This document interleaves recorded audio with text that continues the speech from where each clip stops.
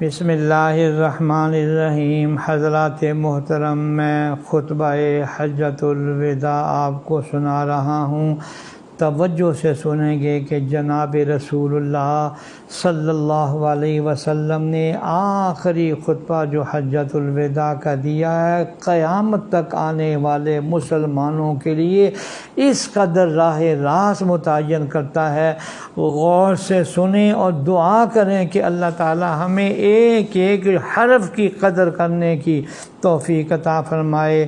اسی خطبہ حجۃ الوداع میں جناب نبی کریم صلی اللہ علیہ وسلم نے جہاں جاہلیت کے دور کے خاتمے کا اعلان فرمایا کہ جاہلیت کی رسمیں میں نے ختم کر دی ہیں، ایک عمومی اعلان تھا کہ جاہلیت کی ساری قدریں آج میرے پاؤں کے نیچے ہیں، لیکن دو کا آپ نے بطور خاص ذکر فرمایا۔ سن لیجئے ترجمہ اس کا۔ فرمایا آگاہ رہو، جاہلیت کے زمانے کا ہر خون معاف کیا جاتا ہے، اور زمانہ جاہلیت کے خونوں میں سے پہلا خون جس کو معاف کیا جاتا ہے وہ حارث بن عبد المطلب کا خون ہے۔ اللہ، آپ صلی اللہ علیہ وسلم نے اعلان فرمایا کہ جاہلیت کے دور میں جو بدلے اور خون کا رواج تھا وہ میں نے ختم کر دیا ہے۔ قبائل میں بدلہ در بدلہ کا رواج تھا۔ قبائل میں یوں ہوتا کہ ایک قبیلے کا آدمی قتل ہوا تو بدلے میں قاتل قبیلے کا آدمی قتل ہوگا، اور ضروری نہیں کہ قاتل ہی قتل ہو، بس اس قبیلے کا کوئی آدمی مارا جائے گا، جب وہ مرا ہے تو اب پھر اس پہلے قبیلے کا آدمی مرے گا، اور یہ پھر سلسلہ چلتا رہتا۔ پھر یہ فرمایا کہ یہ ایک جاہلی قدر جس کا حضور صلی اللہ علیہ وسلم نے بطور خاص ذکر کیا حجۃ الوداع میں، وہ سود ہے۔ فرمایا آگاہ رہو، زمانہ جاہلیت کا ہر سود میں ختم کر رہا ہوں، تم صرف اپنے اصل مال کے حقدار ہو، نہ تم ظلم کرو نہ تم پر ظلم کیا جائے۔ ہاں، عباس بن عبد المطلب کا لوگوں کے ذمے جو سودی قرضہ ہے وہ سارے کا سارا معاف کیا جاتا ہے۔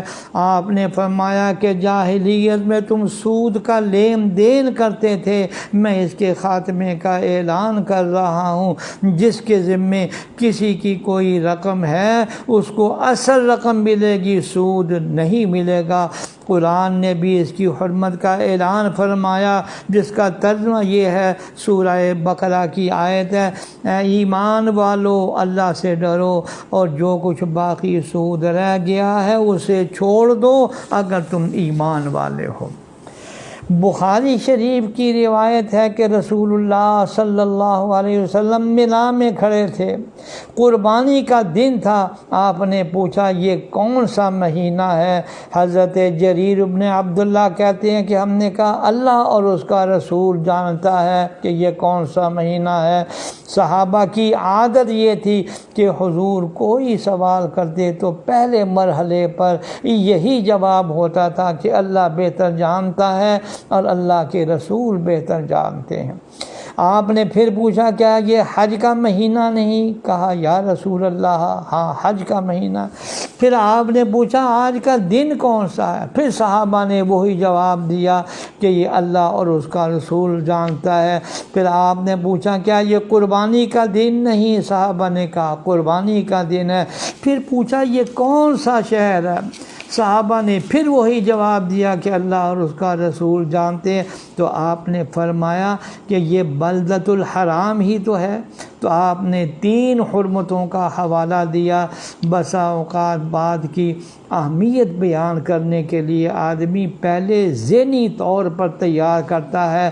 آپ نے بات کی اہمیت بتانے کے لیے ذکر کیا یہ شہر محترم ہے، مہینہ حرمت والا ہے، دن حرمت والا ہے، اور پھر فرمایا بے شک تمہاری جانیں تمہارے ماں، تمہاری آبروئیں، تمہارے چمڑے تم پر اسی طرح حرام ہے جیسے اس شہر اور اس مہینے میں تمہارے کے نزدیک اس دن کی حرمت ہے۔